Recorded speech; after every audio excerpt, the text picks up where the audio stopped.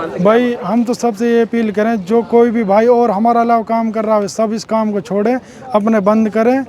और आगे से कोई अब तो ये माला लुटी हमारी जान भी जा सकती है, जैसे तरीके से उन्होंने हमला करा हमारे ऊपर। कोई भी इस काम को ना करे, और जो कोई कर रहा है उसको भी रोके, समझावे अपने। मेरा नाम मोहम्मद साद, गांव साला हेडी। सर क्या घटना आपके साथ हुई? जी, हम माला को रेंट पे देते हैं, किराए पे। 1-2 दिन पहले बुक करते हैं, ऑर्डर करते हैं। जैसे शादियों में माला चढ़ाते हैं 1 लाख की, 2 लाख की, 5 लाख, जैसे लास्ट 11 लाख रुपए की। जैसे कोई अपना नज़दीक रहते हैं उसके लिए 1 लाख 2 लाख और बढ़ा देते हैं, उसको रेंट पे देते हैं। 8-7 हज़ार रुपये हम किराए पे लेते हैं, जैसे जो हमारा बनता है। फिर इन्हें 31 तारीख को फ़ोन करा था, भाई चूहड़ पर गांव में शादी है, यहाँ पे माला डलेगी।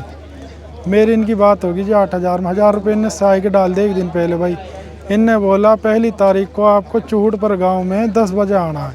हम वहाँ से नूह से 10:40 पे चल दिए, आधे घंटे में यहाँ पे आगे 11:20 या 15 पे आगे, 11:15 बजे थोड़ी। यहाँ इनसे मुलाकात हुई। अजरू नाम का लड़का है जो जिनने माला मंगाई थी, हमसे कॉन्टैक्ट हुआ, संपर्क हुआ था। इनने हमारे लिए ठंडा वंडा पिलाई, बड़े जो जिस घर पाते हैं इज्जत आओ इज्जत करी इनने। आओ इज्जत करने के बाद में फिर वह सलाम हुआ था। फिर सलाम पे इनने कहा तैयार हो गए, माला को खोलो और छत पे से उसको डाल दो। हमने वो डाल दी जी, डाल के फ्री होकर फोल्ड करके बैग में रख ली।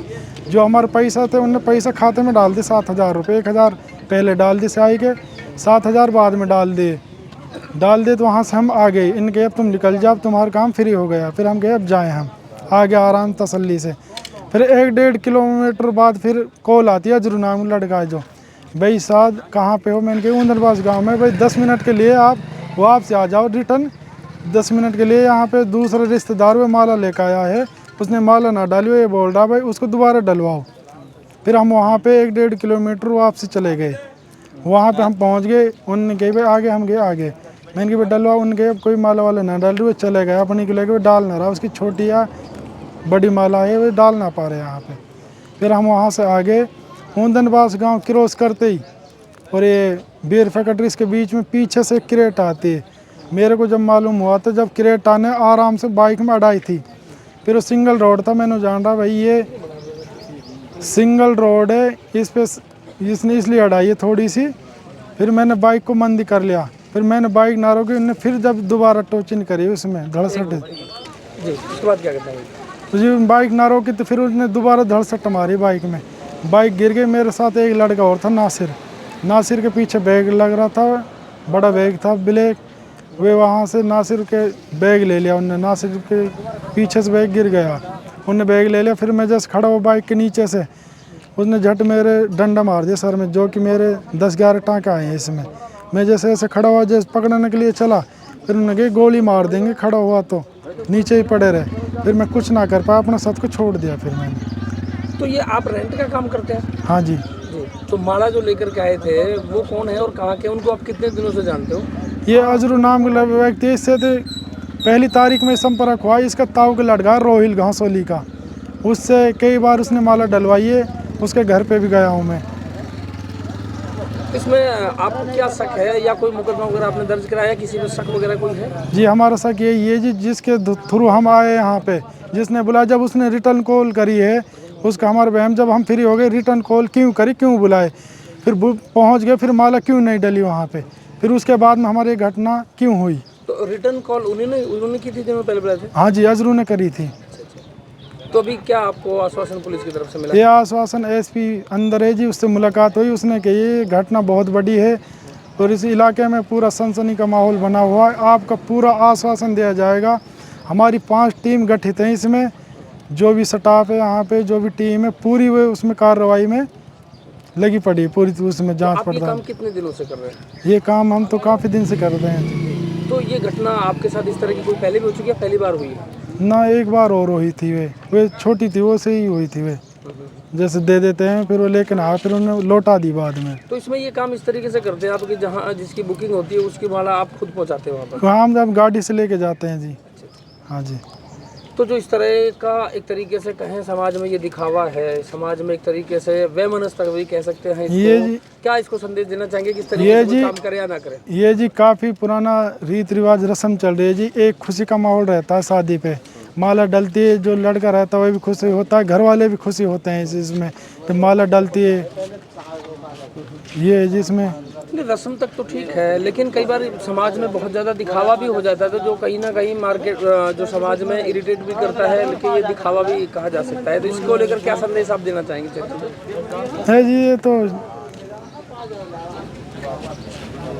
समाज में दिखावे के तौर पे आप इसको गलत मानते हैं या सही मानते हैं?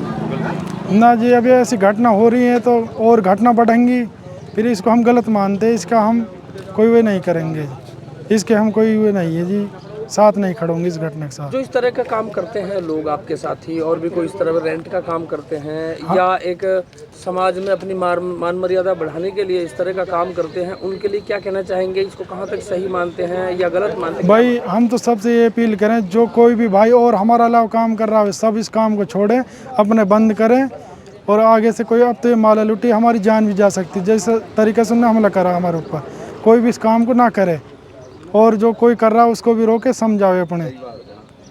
Thank you ma'am. जो ये 14 लाख की माला की जो घटना हुई है, जैसा कि पीड़ित से हमारी बात हुई, वो रेंट का काम करते हैं, उन्होंने भी एक बात ये कबूल की है कि ये एक बहुत बड़ा दिखावा है, और वो भी सभी से निवेदन करते हैं कि इस काम को न करें।